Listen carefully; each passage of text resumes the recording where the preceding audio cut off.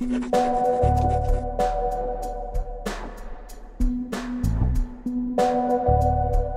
now we're going to move on to our red chili. This is based off my mom's homemade chili.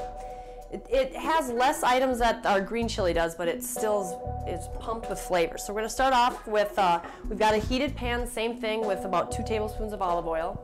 We're going to start off with 3 cloves of garlic again.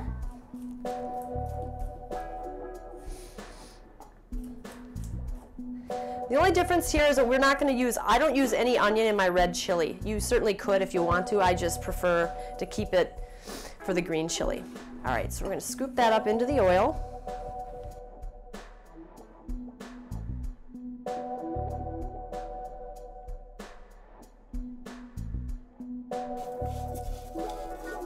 Then we're going to cut up a green, a red, and a yellow bell pepper. They're nice and sweet, and they add a great color to the chili.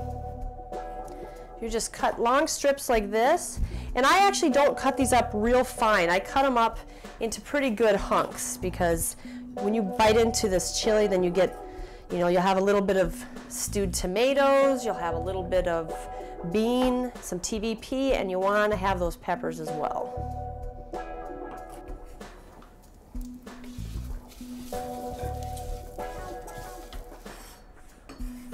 Add a little bit of salt and pepper on them. Stir them up.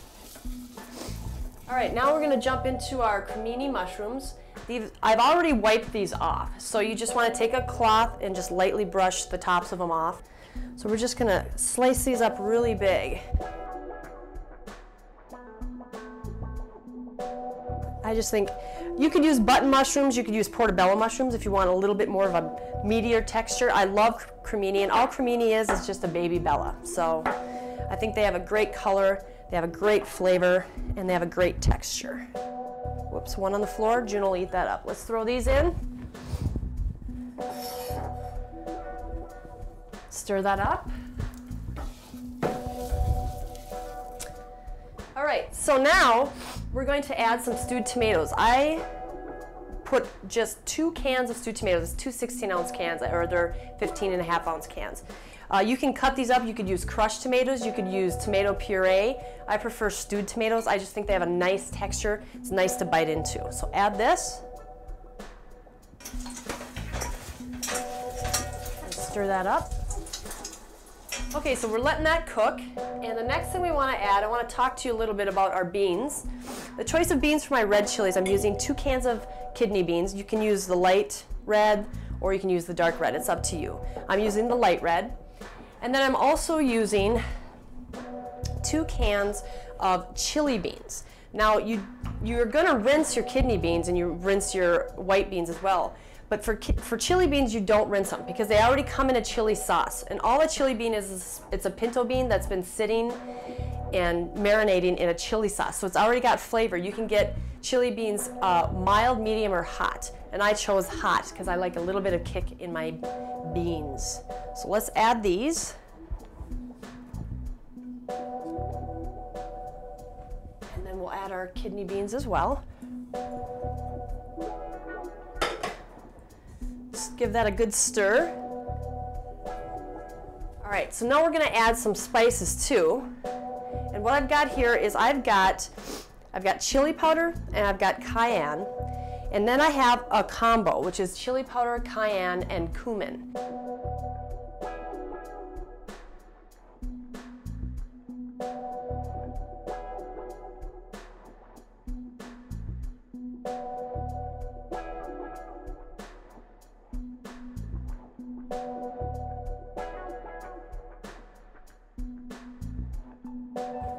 Of course, just a little bit more salt and pepper.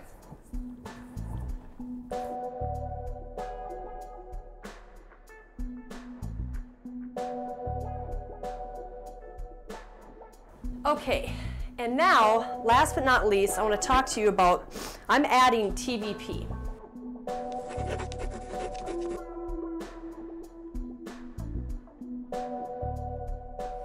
This you can find in bulk at your grocery store. Essentially what TVP is defatted soy flour. And It's a great meat alternative. You can also buy, there are products out there that are soy crumbles that you can buy in your frozen section. I prefer to use the TVP Fresh. It adds a real hearty texture to it, so you feel like you're really biting into something. And you just add it straight to the chili. It will just start to absorb all of the flavors of the chili, and it just will puff out, and it creates this real hearty texture. I'm gonna throw in about a cup and a half.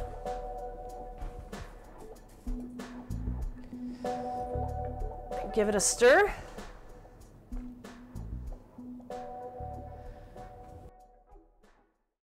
All right, so we're gonna let our red chili cook for about an hour now on a medium heat, just like our green chili.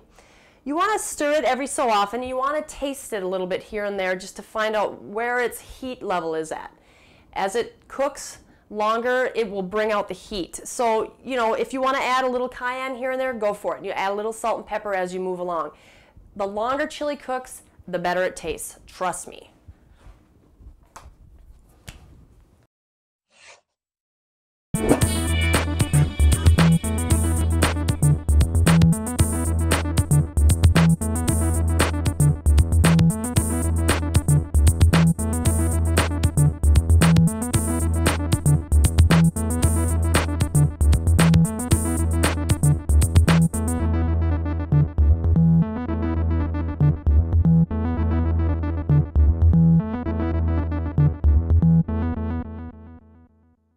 All right, so our chili's just about done. So let's talk a little bit about garnishes.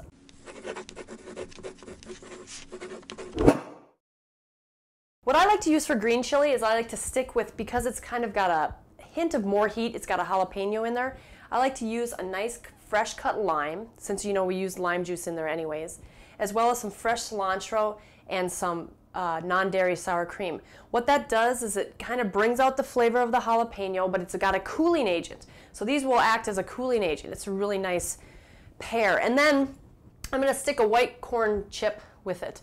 I think that's perfect. It works with the color.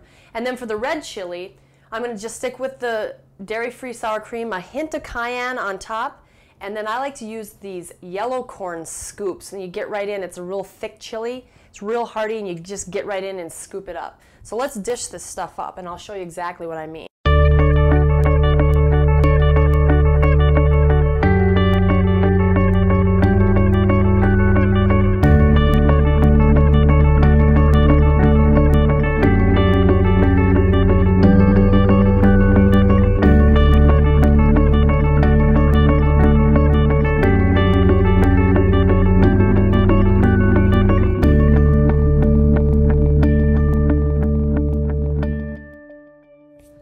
There you have it.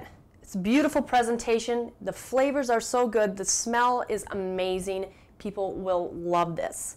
And now I got to get ready to set some plates out and feed my crew.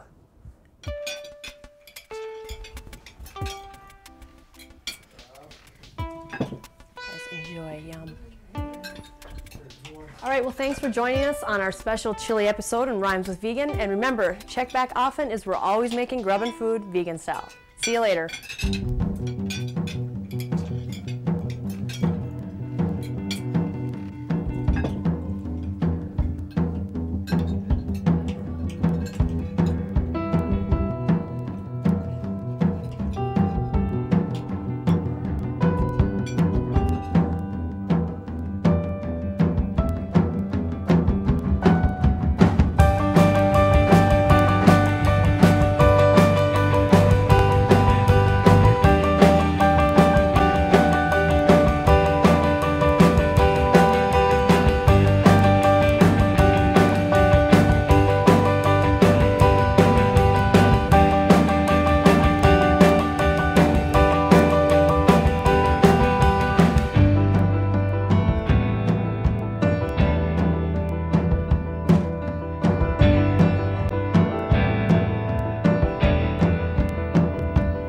You should believe